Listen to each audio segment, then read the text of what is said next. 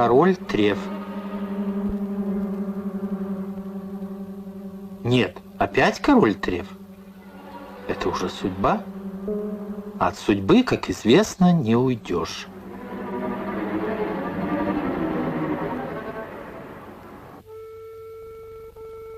Раньше все было проще.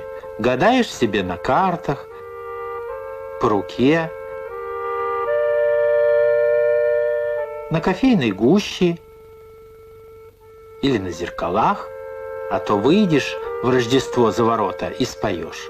Залай, залай, собаченька, а где собаченька залай, там мой суженый живет.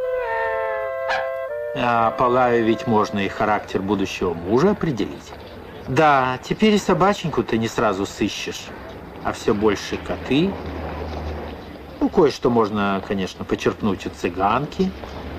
Будешь счастлива, но только бойся рыжего, усатого, горбатого, щербатого, позолоти ручку. Старая, как мир, мечта. Научиться управлять своей судьбой.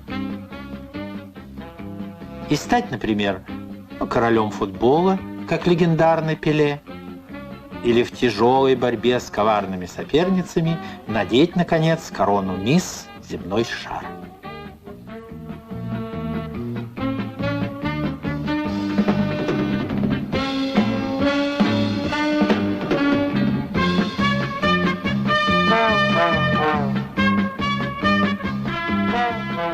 Хорошо бы, конечно, победить на рыцарском турнире во французском городе Каркассоне и доказать всем врагам, что они имеют дело с настоящим мужчиной.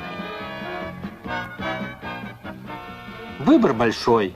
Недурно, скажем, присмотреться к попыткам последнего алхимика на земле Франсуа Консилье и не прозевать, когда его многолетние усилия по добыче золота из утренней росы увенчаются, наконец, успехом.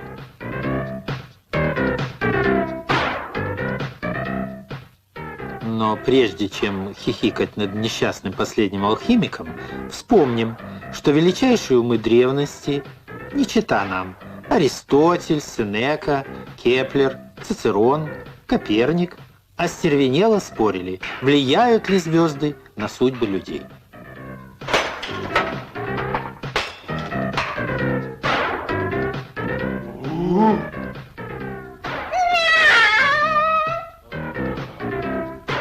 Вы в судьбу верите? Ой, как неожиданно, понимаете, в судьбу. Да нет, нет. А вы? Я без всяких. Ну, я, пожалуй, верю.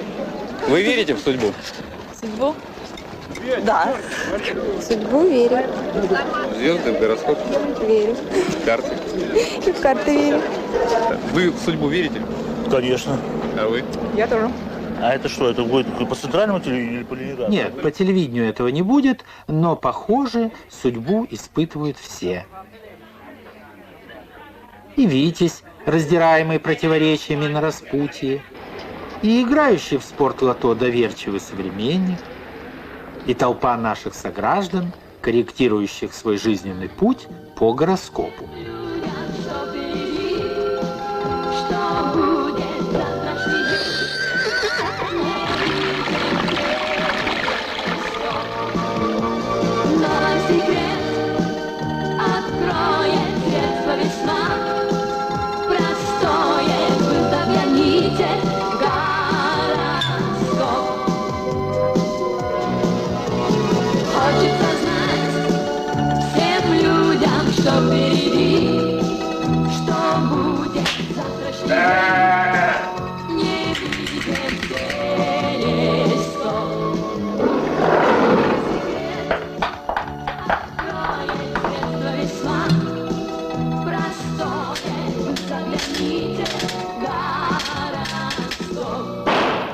Итак, вы родились, скажем, 23 апреля 1964 года.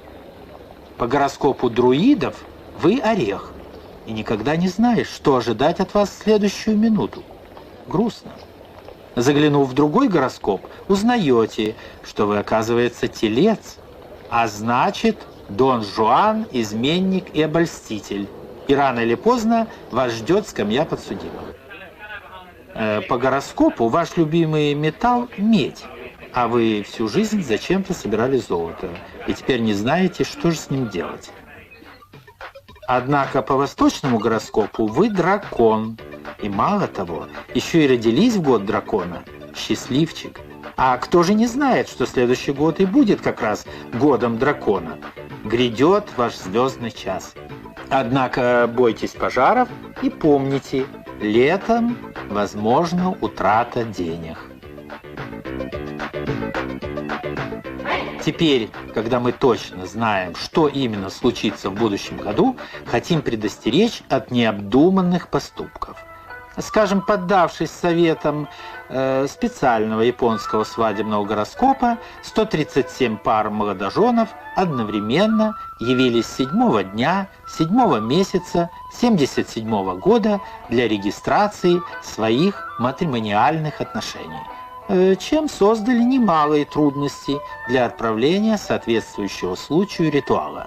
Гигантский торт высотой в 7 метров несколько скрасил лишение этих несчастных, которые, впрочем, почти все развелись через несколько лет, правда, не в один день. Лица, питающие слабость к новейшим достижениям науки и техники, могут воспользоваться услугами электронных гороскопов. В считанные минуты вы получите на руки точный указатель, что именно и когда следует делать, чтобы стать совершенно счастливым и одновременно богатым в ближайшие 2 суток. Пунктуально исполнив эти рекомендации, на следующий день вы застаете свой дом объятым пламенем. Разочаровавшись в гороскопах, вы обращаете свой взор к хиромантам, астрологам, прорицателям и другим ясновидцам, именуемым в просторечии ведьмами и колдунами. Скажем, в США их 80 тысяч. Они отнюдь не сидят без дела и входят в Международную ассоциацию ведьм и колдовства. Регулярно собираются на свои конгрессы, где охотно делятся положительным опытом.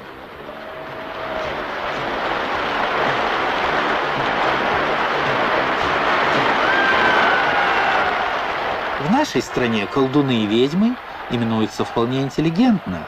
Телепаты, парапсихологи, экстрасенсы.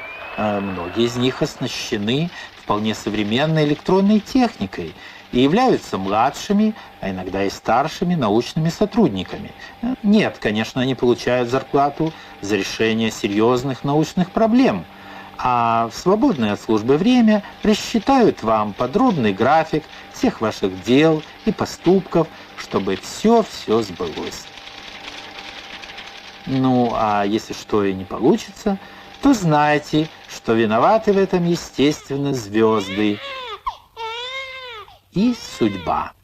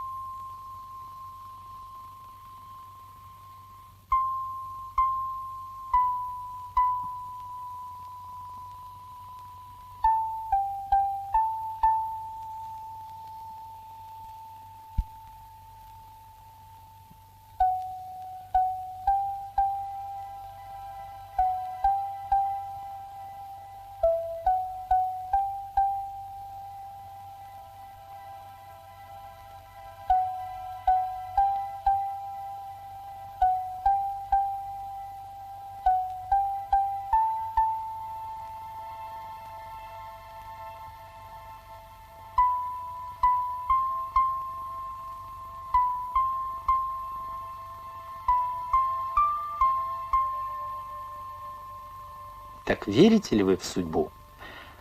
Ля Рошфуко, рыжий француз, с усами, сказал, например, следующее.